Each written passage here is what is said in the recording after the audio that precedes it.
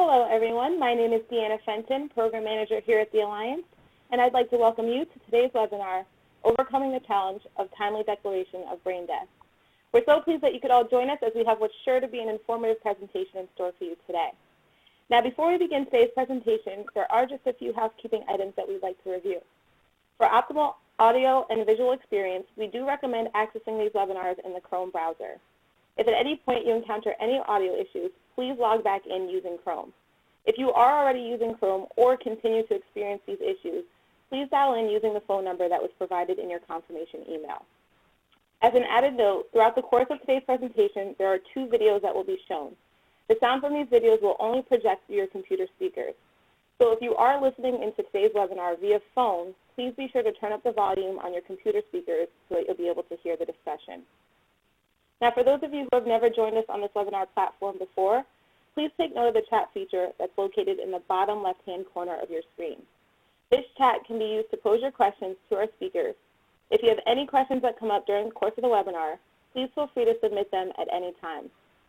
Once the presentation is complete, we'll have some time for our presenters to address as many of your questions as time allows.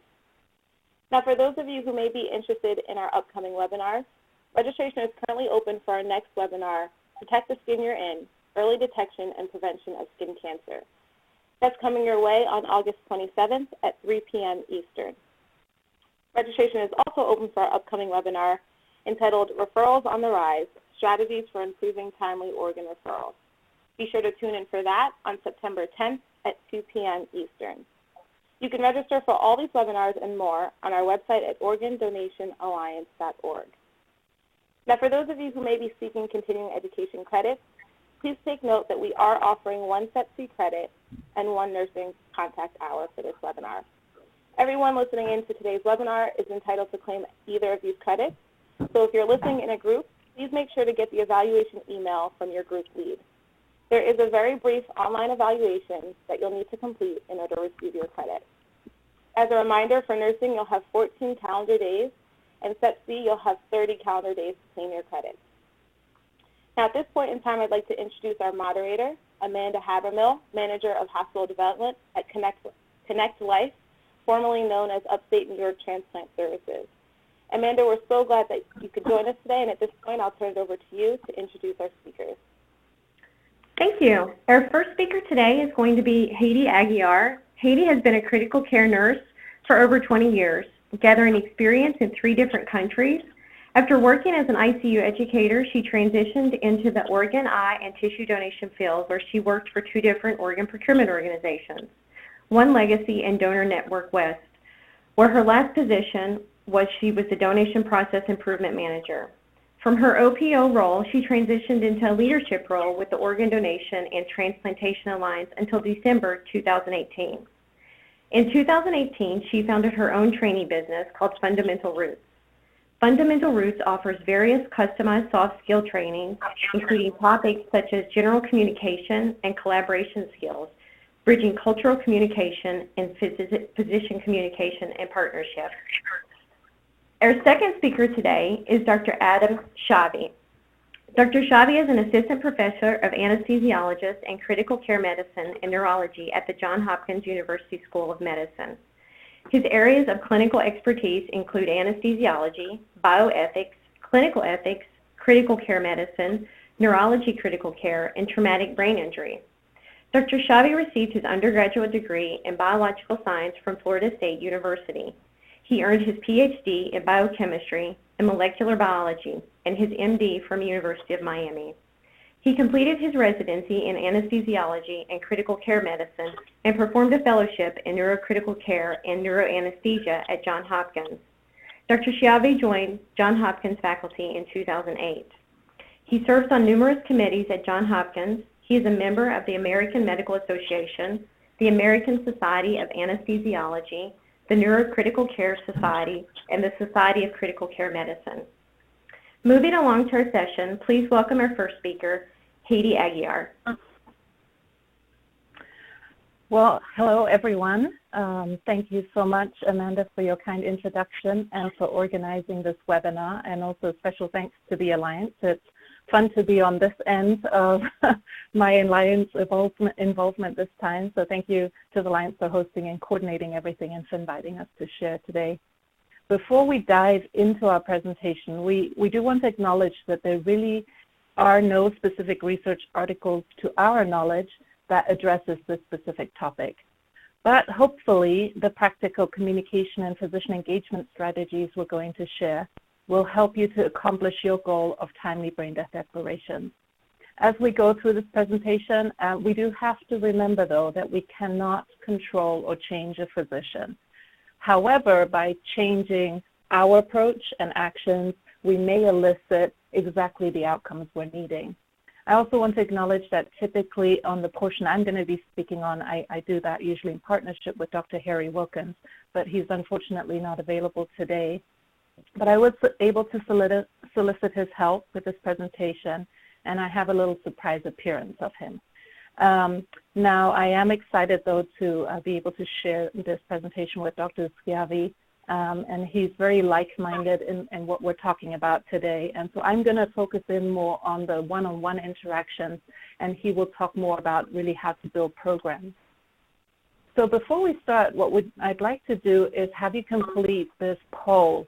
How long did it take you to feel comfortable with brain death testing? And what I mean by that is in terms of what it takes to correct the patient, the testing that's involved, how the pathophysiology with brain death, all of the details that go with brain death testing. How long did it take you to feel comfortable with brain death testing? So I'll give you a couple of seconds here to answer that.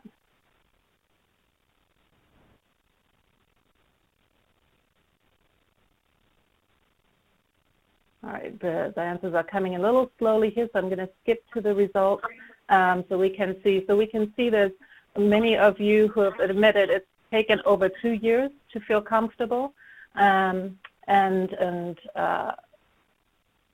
we can see quite a wide range. It takes a little while, right, to get comfortable with this particular type of testing. So now here's another poll. How long, for those of you who work for an OPO, how long did it take you to feel comfortable in your role at the OPO? So where you kind of felt like, okay, I got my rhythm down, I get it now, what's expected of me, I feel like I'm pretty comfortable with what's going on.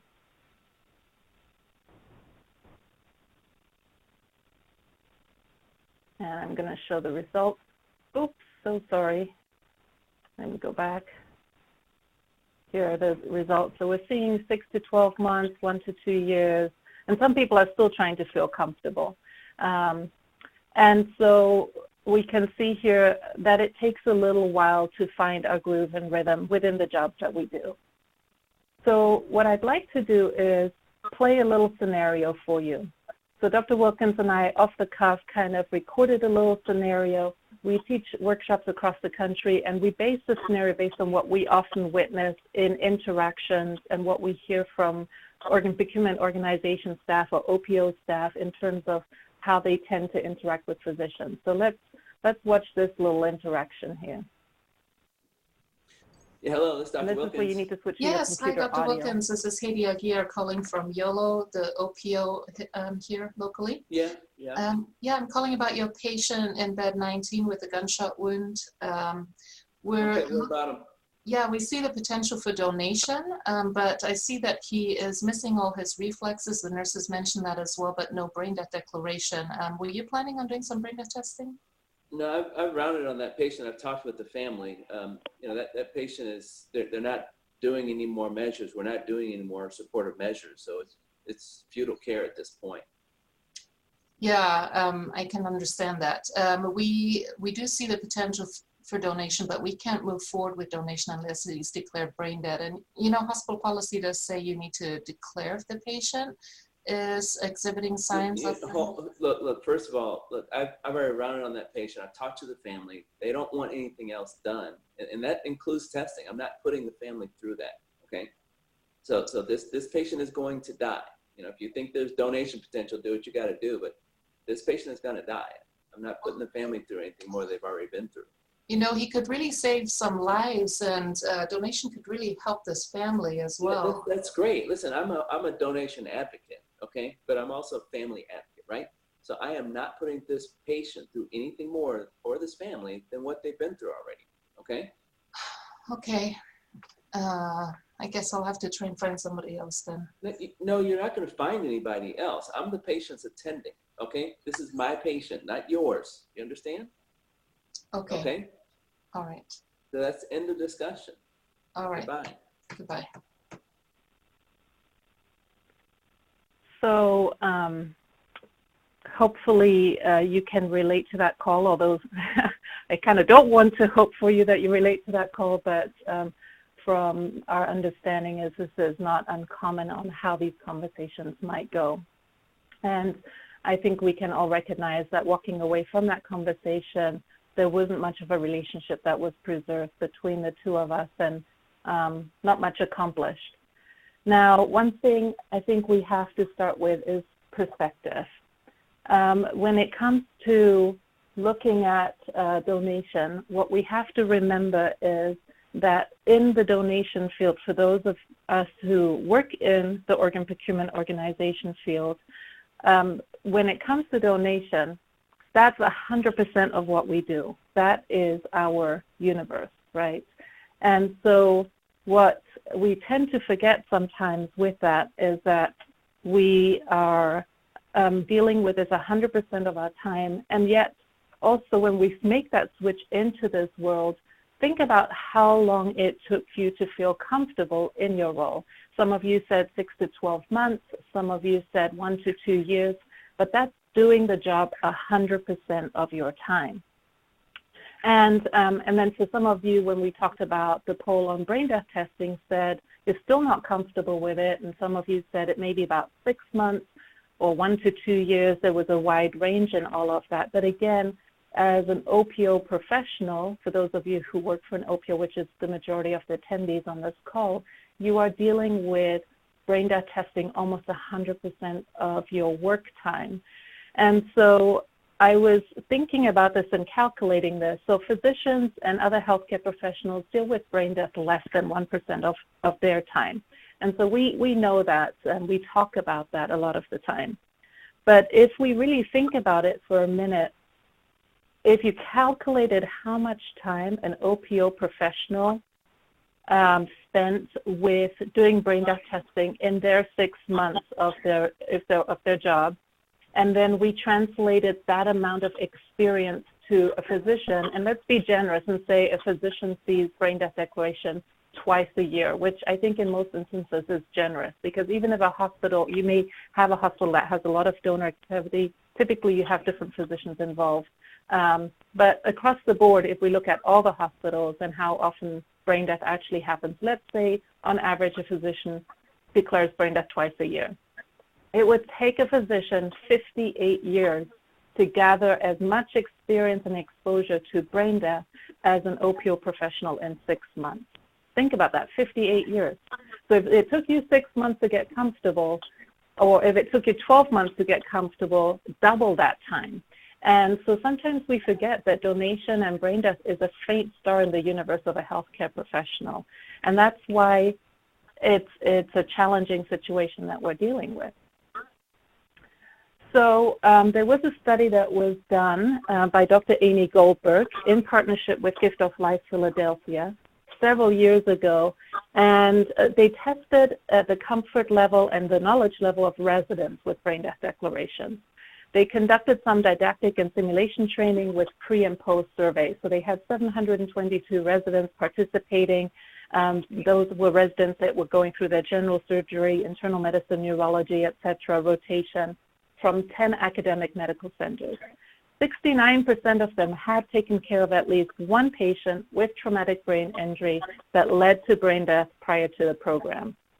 Now, in this study, they found a lot of things, but one of the key findings I wanted to point out was that they found an increase in the belief that brain death is synonymous with death from 52.5 to 98.5%.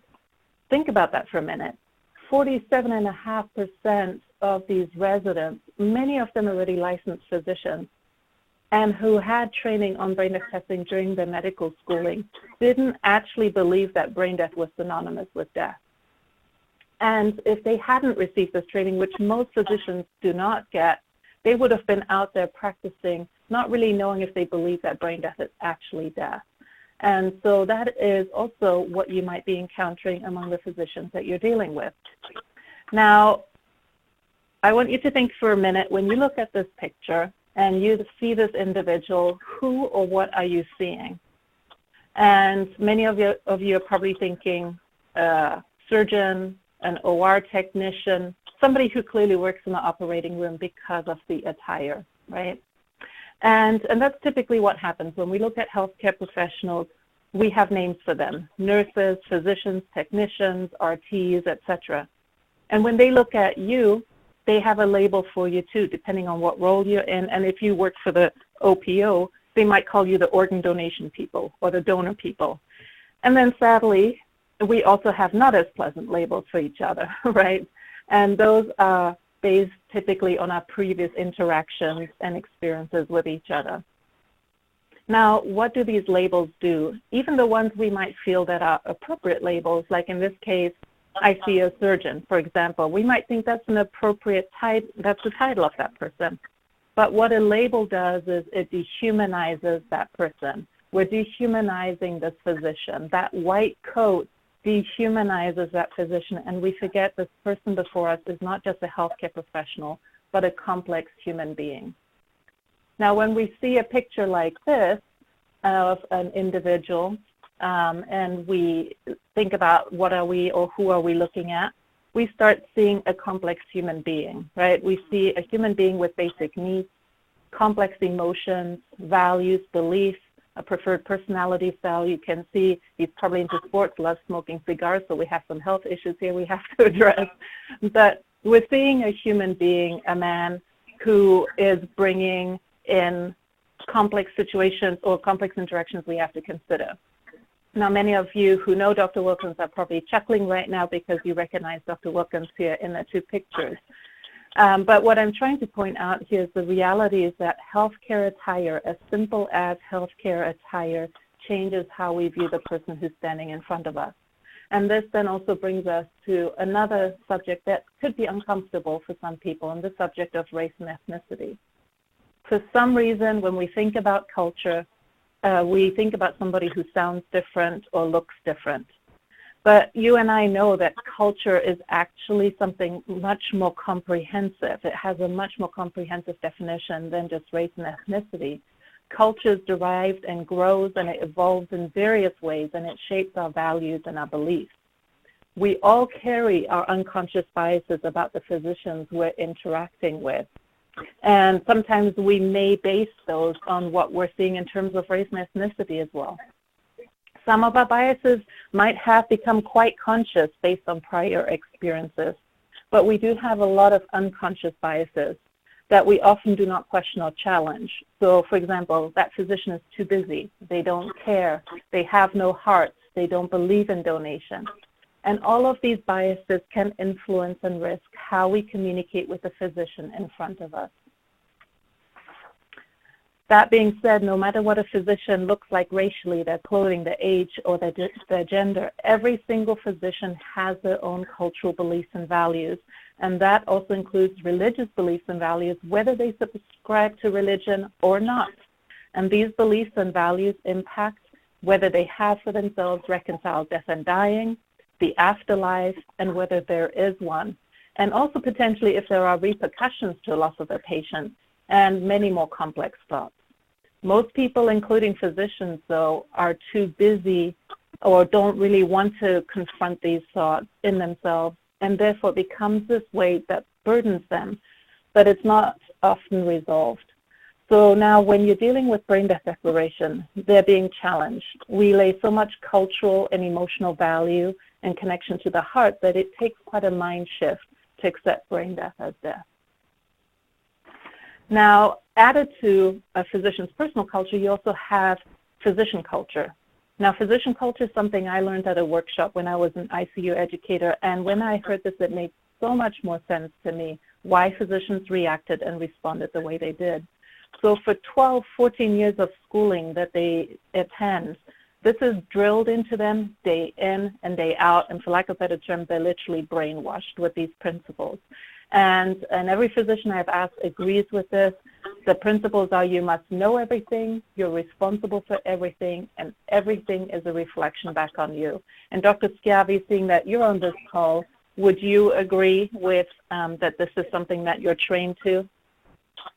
Absolutely, Hedi. I think that understanding the physician culture is critical to this whole calculation of discussing these difficult topics with physicians, and the hang-ups that physicians have definitely come into a part of this. Now, as far as the culture and physician education, I mean, that's absolutely true. We are trained that, you need to know everything, and also that the buck stops with you. You're the one signing the bottom line.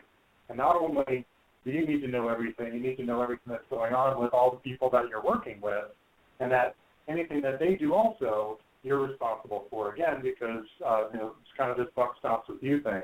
And anytime anything happens to your patient, it is clearly a reflection back on you, and you want to make sure that everything is done as perfectly as possible. And this, I think, leads to part of the behaviors that many of you would see with micromanagement, that if I'm responsible for everything, I'm going to micromanage every detail and micromanage every person to make sure that nothing bad reflects back on me. Yeah. Thank you so much, Dr. Schiavi, for shining a little bit more light on that. Now, we add brain death declaration and donation into this mix, and I think we can see very quickly why physicians might be reacting or acting in certain ways. Now, we do have to also do a reality check in all of this when it comes to brain death declaration. Quite often, and please know I'm generalizing here, but after doing years of workshops on this topic all across the country, I can promise you this is what we hear and see over and over. The OPO is coming from the angle of needing brain death declaration as donation can save other people's lives, like you heard me say in that role play. On the other end of the scale, though, you have what is going through the physician's mind. Declaring death is a big deal. That body is going to be taken off the vent, wrapped up, and buried. It happens so rarely, brain death declaration, that there's such a high risk in getting it wrong. And if we just wait for the family to withdraw, the heart will eventually stop beating by itself anyway. That has less risk, less complexity in declaring. Additionally, the physician might also be struggling with a sense of failure with the loss of their patient. I think we've all heard that. And then they have their own cultural beliefs, which we've already talked about. And then the final nail in the coffin here is fear. Fear is a very primal and powerful force that leaves you either wanting to fight or flight the situation. So I think we can see that the scales are heavily tipped towards not declaring from a physician's perspective, as the weight is heavy, and quite frankly, saving other people's lives that they cannot see can be too much of an enigma. So as we face this complex human being who carries the title and responsibility of being a physician, what do? How do we overcome these weights on the scale? Well, it all starts with you. You can't change that physician, as I said in the beginning, but you can change your mindset and your approach. So from the work we've done with the OPOs, what we have witnessed and experienced is there's a tendency to talk at physicians. And trust me, I've made that mistake, and I still make that mistake at times as well. We talk at the physicians, and it comes from a place of not wanting to bother the physician and knowing they're too busy and they don't have much time. It also maybe comes from the place of feeling a little bit nervous and anticipating a negative response from them. We also run the risk forgetting that they are humans who may be reeling from the loss of their patients. They may have had a very challenging conversation with the family. Maybe the family accused them of killing their loved one. We don't know what happened and what that physician is feeling right now as a human being. Also, we risk forgetting what declaring death actually means to that physician. Physicians are supposed to save patients, and they struggle with death. The battle of failure is real to them. The other popular one we hear a lot is demanding hospital policy is followed. So I want to spend a little bit of time on this. An important note, hospital policies are ignored by physicians all the time.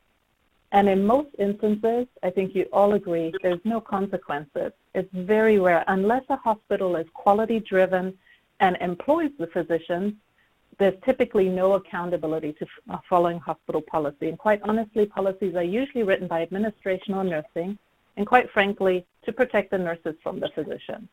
So unless the physician was involved in writing a policy and is an influencer, they usually will not care about the policy, and quoting policy might feel more like an unwanted threat to the physician. And trust me, I've made that mistake. It did not look pretty. Dr. Schiavi, do you agree with this point? Yeah, I agree 100% on that. Hospital policies are probably more like guidelines than anything else. They're designed to think about the entire population of all patients in that health system. But the physician, while they are thinking about all of the patients in the health system or in a society, they're more concerned about the patient in front of me right now. And I think that you probably hear very frequently, well, that policy doesn't apply in this situation to my patient right now. So, yeah, demanding hospital policy be followed is essentially stripping a physician of one of their most basic powers, which is the application of judgment. And frequently don't respond well to it, I would think. Thank you. Yeah, and then demanding or pleading on behalf of some invisible patient that needs that organ does not carry as powerful of a message to that physician as the grieving family that's visibly before the physician. This family with whom they have bonded or at least tried to help, this family who's hurting and grieving and struggling, this family of that patient that they weren't able to save. So we often find ourselves then in a turf war of what we want from the physician versus what they do not want to give. And so now where do we begin? What it really begins with is empathy. Recognizing the physician as a human being who's struggling. They may not be showing you their emotions. They've been trained not to show you their emotions, but the death of a patient, especially with circumstances that lead to brain death, are usually extremely frustrating, disheartening, and discouraging cases. Making the physician feel like they failed to save the life of that patient. How can you show empathy? Well, you could say something like, Dr. Schiavi, this case looks like it must have been very difficult. How are you? The fact that you are recognizing them as a human being will begin to lay the foundation of trust. The other thing is show them compassion as a human being. This is very similar to empathy. Recognize how they must be feeling and see if they need anything. Chances are high they will decline, but you may also have the opportunity to do something compassionate. I love a story we heard just recently at a workshop at Southwest Transplant Alliance. I received the permission to share this story. The director of family care, Tony, shout out to you, Tony, if you're on the call, shared how she walked into the unit and saw the physician's face, and she could tell immediately he was struggling. And she said to him, how are you? Do you need a hug? And all he could muster was a please, and she gave him a big hug. This story brings tears to my eyes every time. You know, you never know the impact Tony had on that physician in that moment. And that might not always be what you can do, but you get the idea. What Tony did there was to show empathy and compassion to a hurting and struggling physician. She saw him as a human being. And this can be hard to do when the physicians are being rough and gruff or being maybe labeled as a jerk. But if you ask them a compassionate question, while they might not engage, it will soften and open up the conversation. And then be humble. I love this quote by C.S. Lewis. Humility is not thinking less of yourself, it is thinking of yourself less. Yes, you have an important job to do, but think as well of where that physician is coming from. So the next step after showing empathy, compassion, and humility is to be knowledgeable and know the resources available that can help you guide that physician through brain death testing if they request it or if they're open to receiving it. Don't present it to them up front saying, here are the AAM guidelines, but have it in your back pocket. These will carry more weight than you telling the physician what to do or following hospital policy. And then after setting your mindset and approach right and being ready with knowledge, then ask the physician for help. There's nothing more powerful than this little sentence, Dr. Schiavi, can I ask your help? Dr. Schiavi, how does it make you feel when someone asks you for help? It makes me feel like exactly what I'm supposed to be doing is helping people. That's what I signed up for, and helping people is is what the job's all about. And so when somebody's seeking that help, all I want to do is just give that help if I can. Yeah, thank you. I found I've never heard a physician turn me down on that type of simple little request. Ask the physician questions that also engage them in a conversation and prevents you from talking at them. So if you find yourself talking at them, switch to asking questions. And I know you might be thinking that takes more time, but in a minute we'll replay that role play for you, and you'll see how just by asking questions it changes the tone, and it doesn't have to take any longer. And then rather than making it about saving other patients' lives, make it about the family and the patient that's in front of the physician, how donation can bring healing to this family or honoring the patient's wishes. So I want to replay that video for you. Again, you'll have to switch to your audio on your computer, but I'm going to replay that scenario for you, and we're going to do it a little bit differently this time.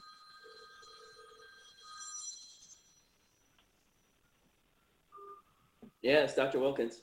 Hi, Dr. Wilkins. This is Hedi from You Only Live Once, the organ procurement organization. Oh, yeah. Yeah. Thank you so much for taking my call. How are you doing? This unit looks crazy. Are you hanging in there? Oh, just another day in paradise, but, thanks for asking. Yeah. What's up? What can I do for you? I'm calling about your patient in bed 19 with a gunshot wound to the head. That looks like it would have been a really difficult case. Are you okay? No, but Yeah. no, but I will be. I will be. Thanks. What's Is there up? anything I can do for you? I really don't think so. It'll be okay. It's just a bad day. I'm sorry. I'm you. having to speak to you under these circumstances. So what's up? I am seeking your help, actually. I'm calling about him because it looks like he has lost his reflexes based on what the nurses said in your documentation. Yeah, he's done. He's done? You believe he's burned it? He might be. He probably is, yeah. Okay. Were you going to do any brain death testing? No, I'm not going to pursue that. Oh, okay. So I wondered if I can seek your help in this situation. We do believe he has the potential to be a donor, and we know that donation can really bring healing to this family in their grief. Would you be willing to come and do some brain death testing so we can offer that option of donation to them? I know. I wouldn't be able to. I've just left the unit not too long ago, and I've already given the family the bad news. Yeah. What if I get everything ready and set up for you? Do you think within the next 6 hours you'd be able to swing by? I could probably get back there in a couple of hours, yeah. That would be really amazing. That would be wonderful, Dr. Wilkins. I'll get everything ready with the nurses, and then I thank you so much for your help, and I'll keep you updated on what's happening with your patient. Okay. All right. Thank you so much. Okay, bye-bye.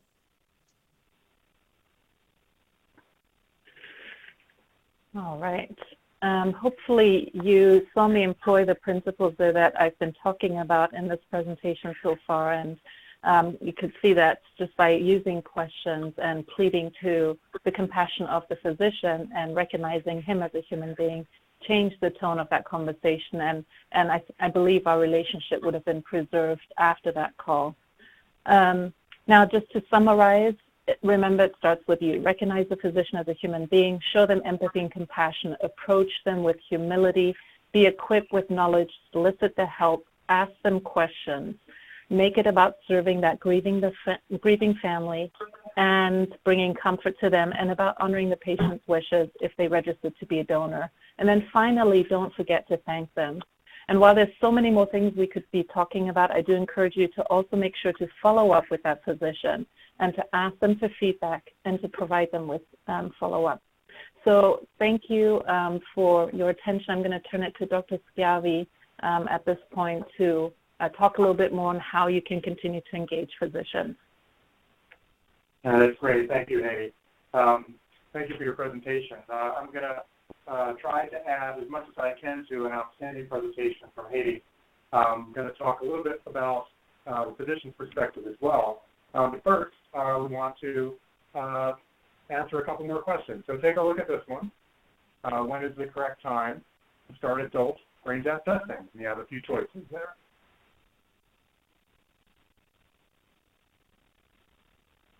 See a few people answering in there. It seems like people want to do it earlier rather than later, and that's the right thing to do for sure. Well, these things may be up for debate in your local environment because everybody has different policies at their own hospitals. I want to advocate, and I think many people would want to advocate for as soon as possible, that there really is no reason at all to delay brain death testing. And so that's outstanding. We'll go to the next one here. When do you think it would be reasonable to delay brain death testing it would be reasonable to delay brain death testing in all of the following circumstances except. Take a quick look at that and tell me which one would not qualify for delaying brain death testing.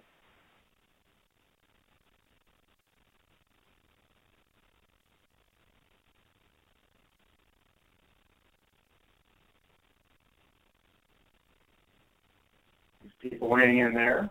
And so I picked this question and these answers for very specific reasons, because all of them are really could be subject to interpretation. If, say, for instance, a family was distraught, and it may not be the exact best time to approach the patient because the family's in the room with them, or the attending is uncomfortable with brain death testing and is unwilling to do it, it's probably reasonable to delay it because you're not going to be able to force somebody into doing it.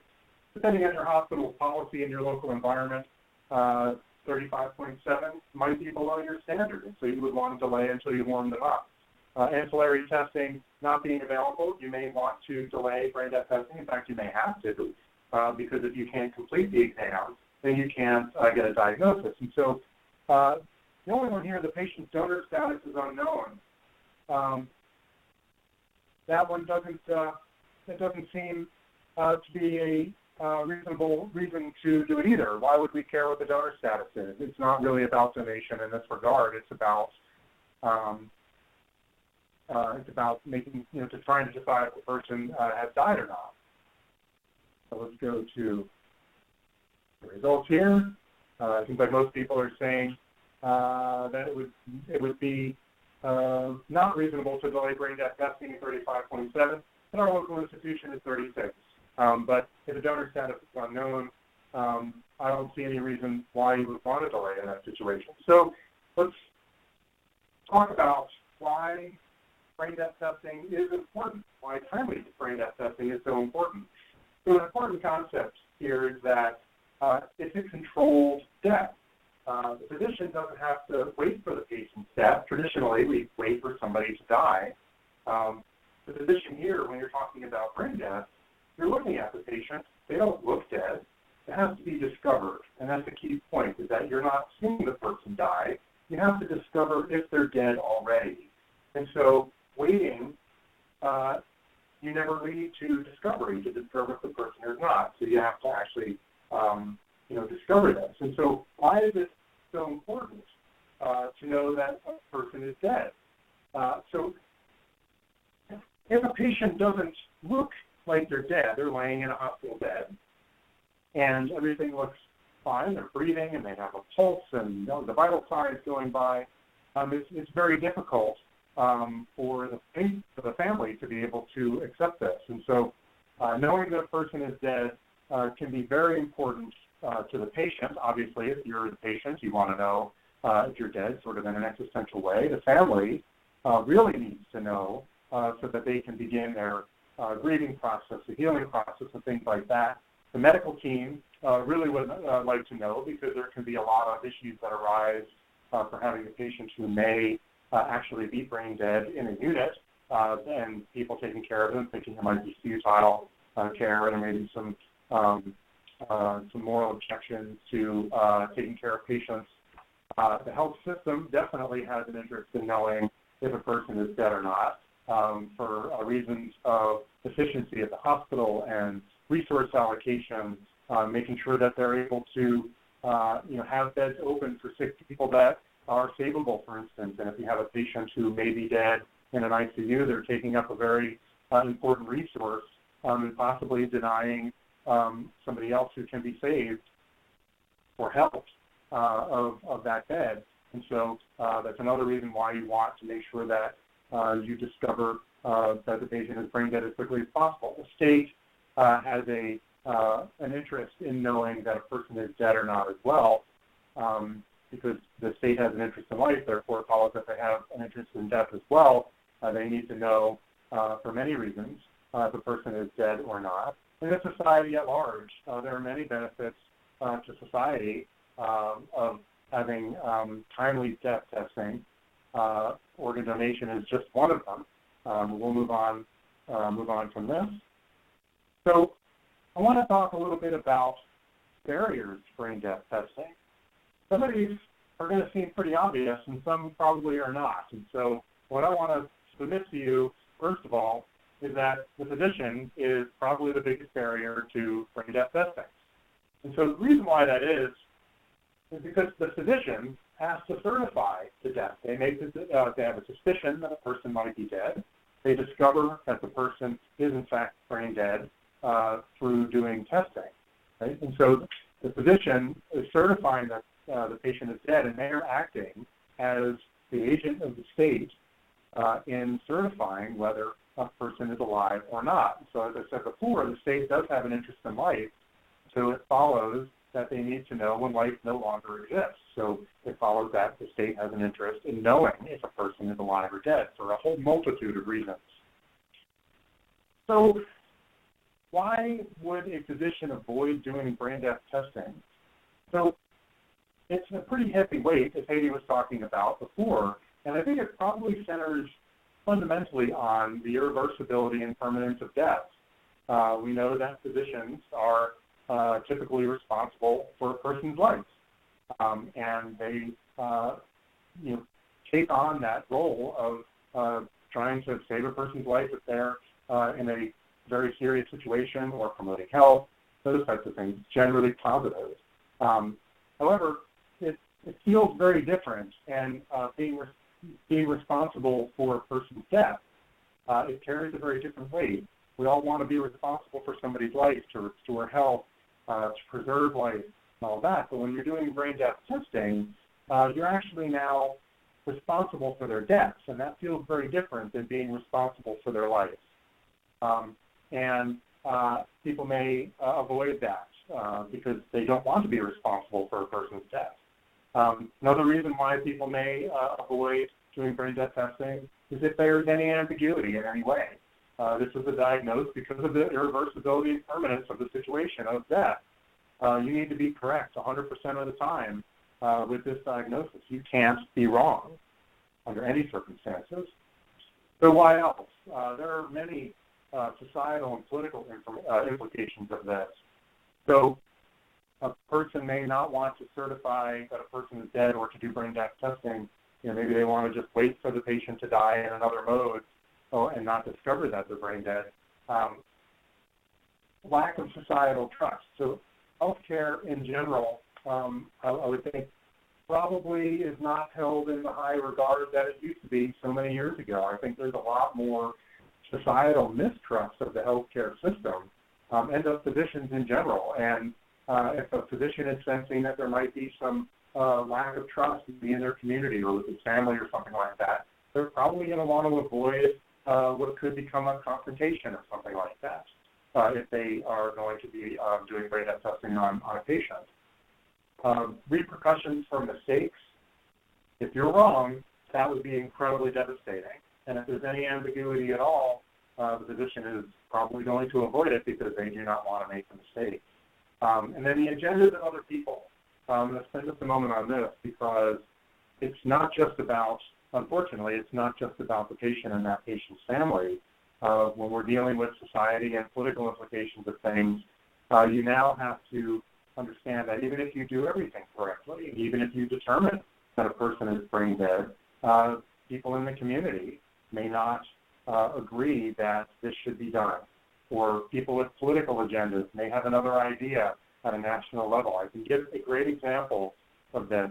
I'm a part of a organization that has meetings frequently every other year or so about the definitions of death. And not just about determination of brain death, but about all definitions of death, and more of a philosophical take on death and dying.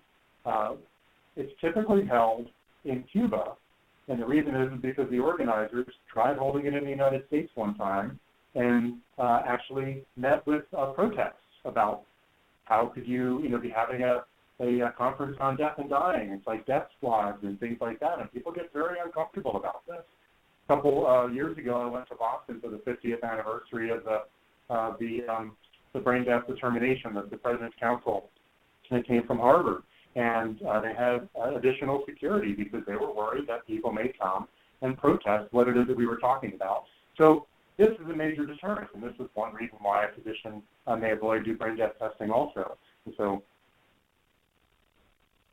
emotional fallout is another reason.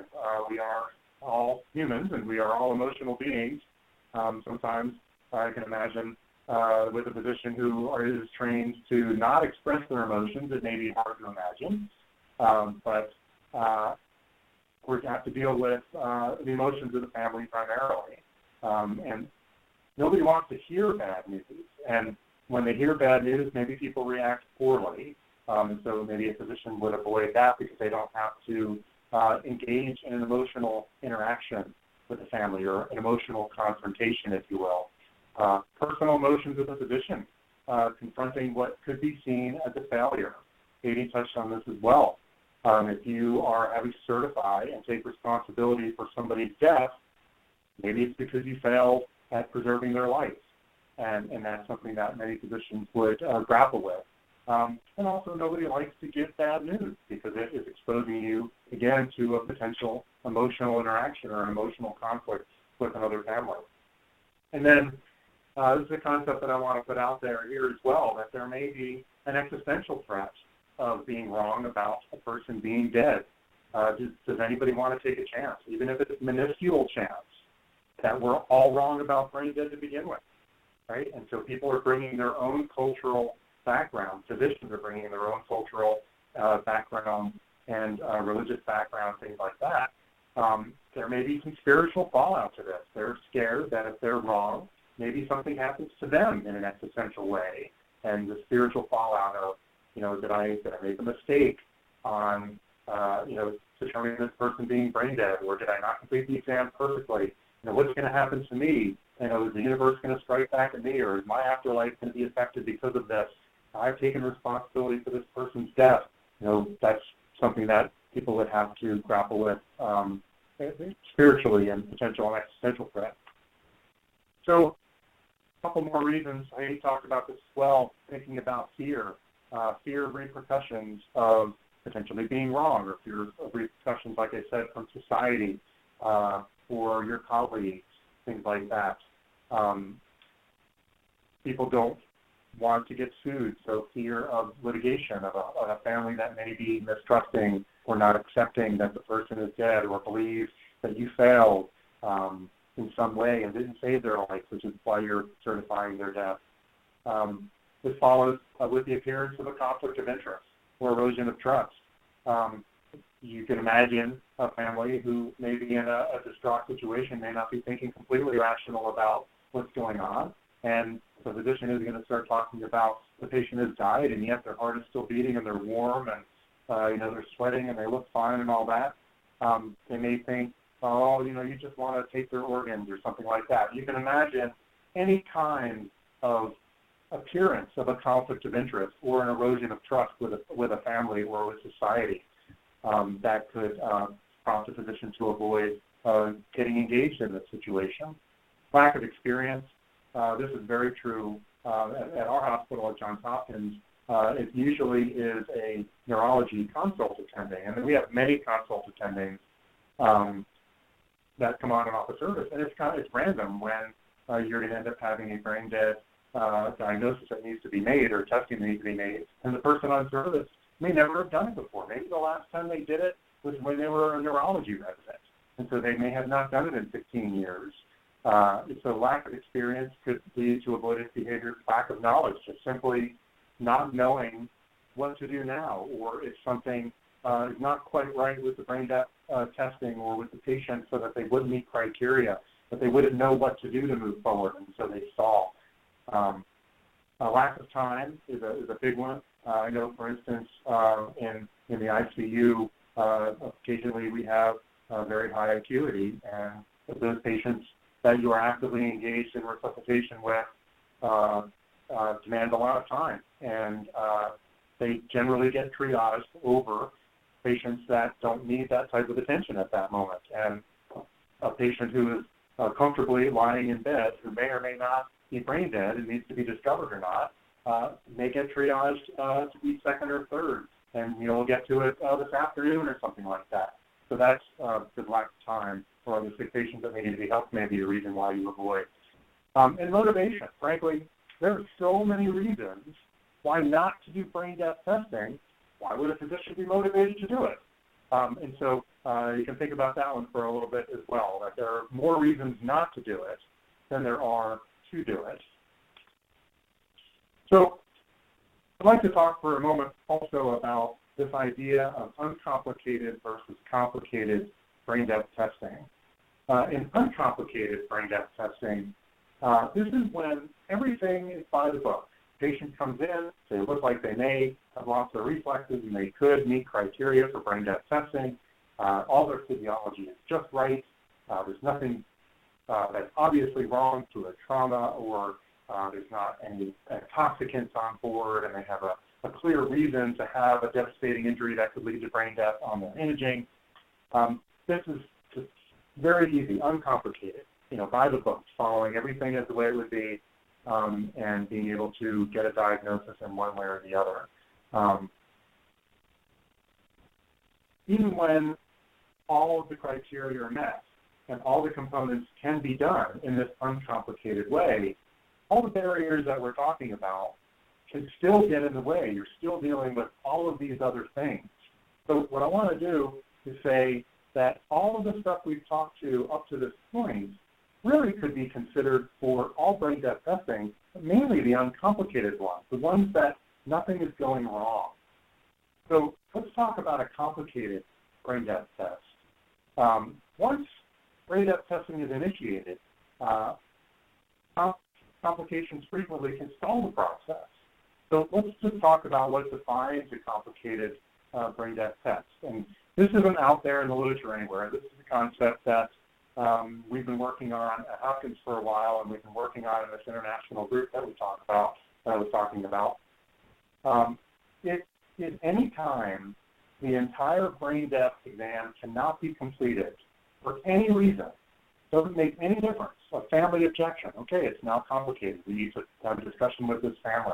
Maybe they're going to court and they're getting an injunction about preventing you from doing apnea testing. Ooh, that's definitely a complication. We may have to wait 3 or 4 days to work out, and meet the needs of the court. When ancillary testing may be required because you can't complete the gold standard, which is the clinical exam itself, that can complicate things, especially when you are in a situation maybe you lack experience or knowledge of, like, wow, what do we do? Do we do a TCD? Do we do an EEG? Are we going to go for a 4-vessel angiography? All this, so many different things that you do. It may get confusing for people that are not really that familiar with or have a lot of experience doing this. If a patient doesn't meet criteria for initiation of brain death testing, so forget about the actual brain death testing for a moment. Did the patient meet the criteria to start testing in the first place? There are many criteria, physiologic criteria, acid-base balances, electrolytes, temperature, blood pressure goals, all those things that need to be met prior to the initiation of brain death testing in the first place. And if somebody comes by to do brain death testing on somebody and the patient didn't meet all the requirements, well, that would be considered complicated as well, because they came and they weren't able to complete the exam, and maybe they felt like their time was wasted and they had to go back to doing something else.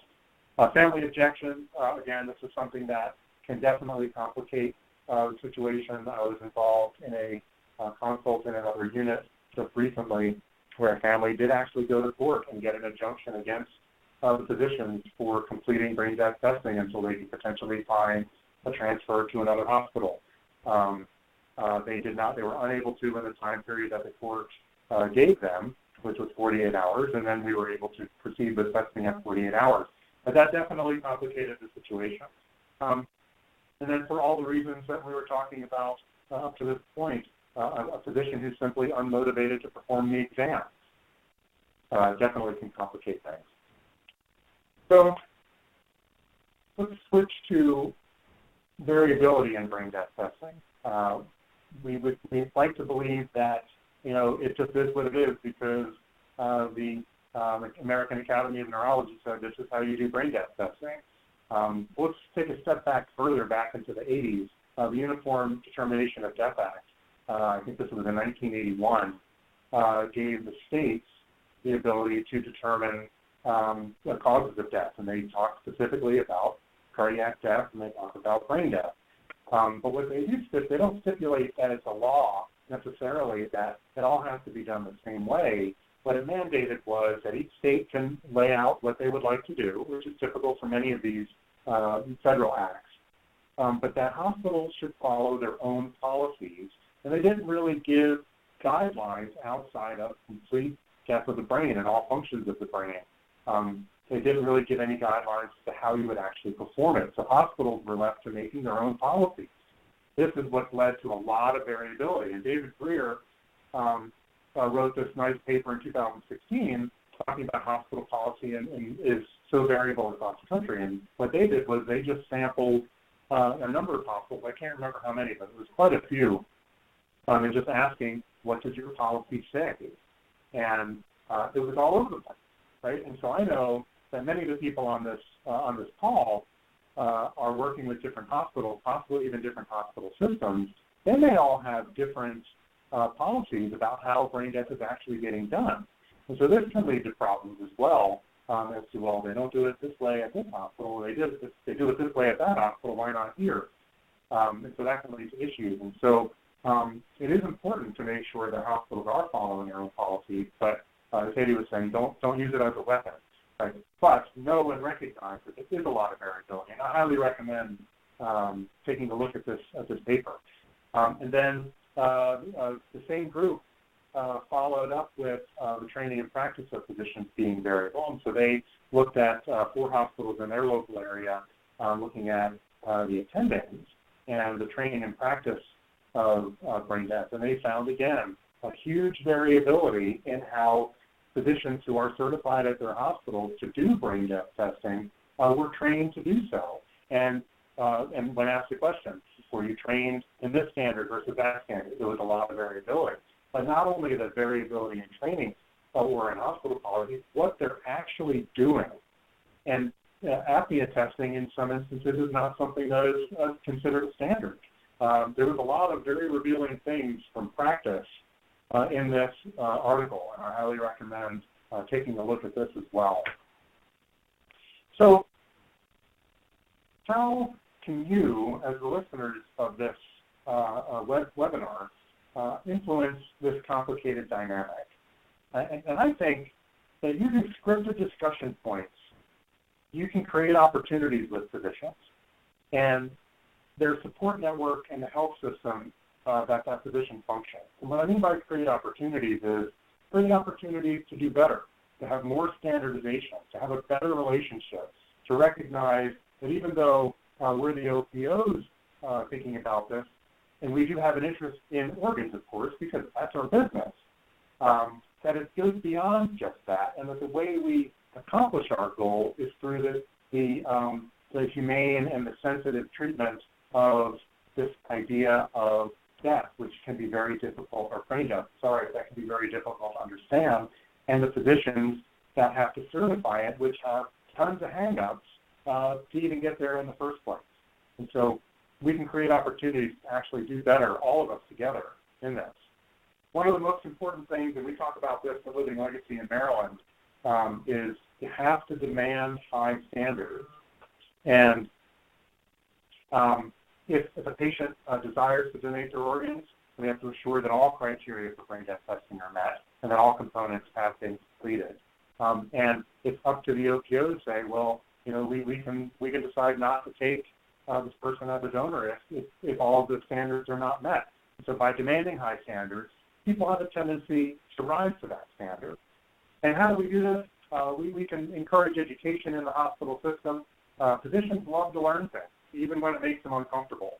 And this isn't only beneficial to the physician who may be performing brain depth testing, but all the people that are around as well, and the physicians that may not be, who may be asking for the consult.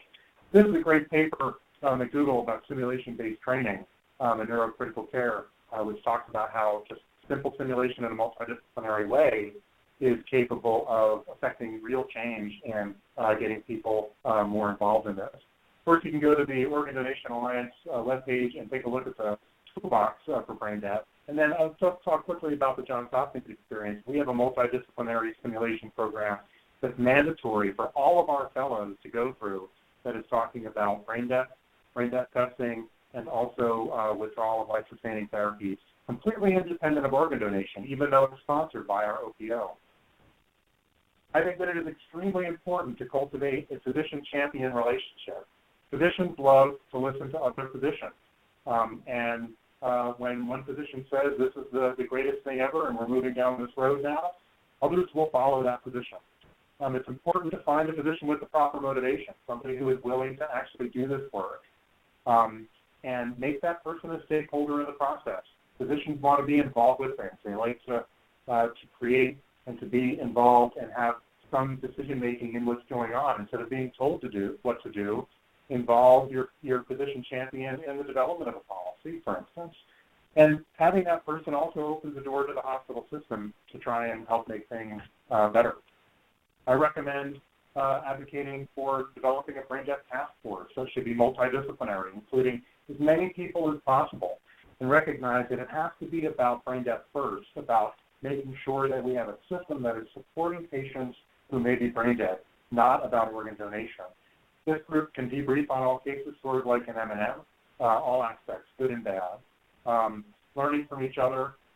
In our group at Hopkins, I always say, this is what can you do and what can't you do and what should we be doing and what shouldn't we be doing, learning from each other and our experience collectively to try and move forward and do better. And this group is able to develop best practice and standards for the local environment. Like I said, each environment is different. And when you do this, effective and timely brain death testing will lead to the ultimate goal of increasing the number of organs recovered per donor, and of course better quality organs when all of this is done correctly. So you can do this as well by advocating for a team of experts. It's a response team similar to a code blue team. You can see we have many different types of things now, rapid response, ECMO team. Everybody's got a team of experts that goes around the hospital doing things that are interesting. Why not have a team that is expert in doing brain death so that you overcome these barriers to success that we've been talking about? This team can define standards, and they can measure outcomes of the success that they're having and then report on that success. At Hopkins, we call it the determination of death by neurological support team, kind of a mouthful, but a brain death resource team. There's many things. You can come up with your own names for how you would want to do something like that. And so thinking about what kind of language speaks to me as a physician, I know Hedi talked about this, and I'd just like to reiterate, find respectful words that you would talk to any other human with. That appeals to my altruistic side. Physicians are inherently altruistic, want to help, are there for that purpose. If you appeal to that side of the physician, you're going to be successful, no doubt. Patient-centered arguments, talking about why would this patient need to be, certified as being dead or not, because we wouldn't want them to prolong their dying process. Right? Nobody wants to have a long, prolonged suffering death. You want to know, I'm either dead or I'm not, and you don't want to go through a long process of dying. Family-centered arguments are many family-centered arguments you can use here, beginning closure, things like that. But most of all, we're emphasizing that it's not about organ donation, that it's rather about trying to create some positive death outcomes, for which organ donation is only one positive death outcome, and there are many others that we can talk about if we have more time. So I recommend working together with a group of people in simulated exercises that would practice the variations of word choice and language techniques that's able to optimize success in your local environment with your physicians, administrators, and your multidisciplinary group. So to wrap it up, in summary, physicians are the main barrier to timely brain death testing. there are many reasons why a physician would delay brain death testing. Some obvious, like we talked about, some may not be so obvious. Overcoming barriers requires a multidisciplinary network to support the physician in a complex environment where they have to take responsibility for a person's death. This is not about what the physician has to do, it's about what the whole system and our multidisciplinary network can do for this particular patient. And if you take that burden off of a single individual, you'll find that you're more successful. And then using a physician champion to help affect change in your hospital system, using a task force, a resource team, developing a lexicon of the right words to use in your situation. And then participate in national events discussing issues of brain death testing, gets people on board across the country, and starts to change our culture of how we think about brain death testing. I think in recent history, we've seen things going in the wrong way with things in the news and all kinds of sort of false news stories about people waking up from brain death and things like that. We have to change our culture about doing that. So I recommend spreading the truth, and I truly appreciate the time to talk with you all today.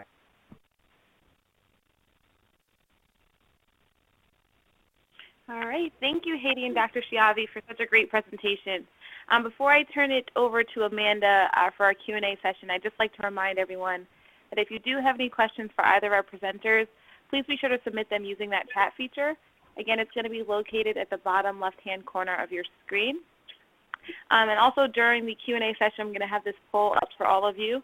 So for those of you that are listening in a group, if you could just please complete this poll to indicate how many people were participating in your group, that would be greatly appreciated. Thank you. At this point, I'll turn it right over to Amanda. Thank you so much, Hedi and Dr. Schiavi. I do have a few questions. The first question is, what are the most common reasons you see for the process of brain death testing stalling once it's initiated? I could answer that, and then I can turn it over to Hedi if she has some thoughts as well. So once things get going, I think probably the biggest reason why things come off the rails and get delayed is really uncertainty. If something changes in the patient's physiology, they go into diabetes insipidus, for instance, so they start dumping a lot of urine, or if a family comes on board, or that the cousin comes in from Arizona and stop the presses. I have a lot of guilt that I'm bringing to the situation here, and I have to resolve it before I let my brother die or my nephew die or something like that. It's those things mainly, but also if it turns out that a part of the exam can't be completed and that ancillary testing may need to be done. And in these situations, you may think that they have to get isotope together for radionuclide studies, and that takes a few hours. So that could definitely solve things. And so I see it really from two different perspectives. There's patient factors and patient and family factors that are stalling things, but also process factors as well. Maybe, at least at our institution, we require 2 brain death exams still separated 6 hours apart. That the second exam, maybe the attending isn't available, and so they have to wait, or maybe you need to find somebody else. So really separated between process and patient factors and family factors. Yeah, I think added to that, so patient, family, process factors, but I think then there's also logistic issues in terms of all of a sudden now the physician has to go deal with something else, and now it's going to take a little while for them to be available to come back, or certain equipment or certain ancillary tests might not be available right now, and you're waiting for the availability or for the reading of the results, etc. So there's logistic issues, and then in addition to that, you also have the whole issues that we just talked about in the presentation. In terms of the personal culture and professional culture and the whole emotions of the physician themselves and what they're battling and what their fears might be with the situation. So I think it's a complex question. There's a lot of things that could be impacting that. Definitely. Thank you. We do have another question. What do you do in smaller community hospitals in terms of communicating with physicians and helping them to overcome the timeliness of brain death testing?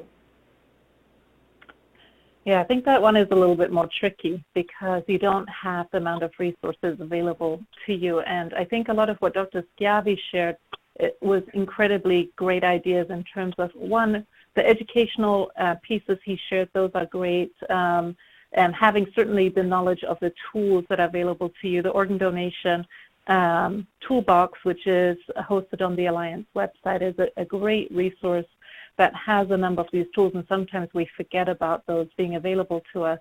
But knowing, because there's a Cleveland Clinic online module they can take, there are the AAN guidelines, but the Neurocritical Care Society, they also have a brain death toolkit, which is also linked into the organ donation toolbox. Having those educational resources available are great to share, and I would focus on sharing those preemptively with the smaller community hospitals. The other thing I've done is really working with the chief medical officer, or if they have a chief intensivist, to institute brain death testing template that has to be completed before they can declare brain death within the computerized program, and that way, the EMR system, and that way it kind of guides them through the testing that they have to do. And then the other piece is, I think what Dr. Schiavi talked about is, physicians like to listen to physicians, and maybe you have a peer in that community hospital that can kind of be that resource. But if it's such a small community hospital where you don't have those resources, maybe there are physicians from your larger hospitals within your donation service area that are a great, that are more comfortable with brain death testing and might be willing to become peer consults as such, or peer supporters or peer physicians who can come in and do a CMEs at the smaller community hospitals, but also be available on for phone calls from their colleagues within the community. And I think, Dr. Schiavi, you talked about that that's something that you offer out to other physicians. Is that correct? Yeah, that's correct. I mean, it's like to echo what you said there, Hedi, that the larger centers in your catchment area that your OPO works in, they love to talk to other people and to provide consult to other smaller hospitals. Many of these other smaller hospitals are sending their patients that they don't have the resources to deal with to the bigger centers anyway.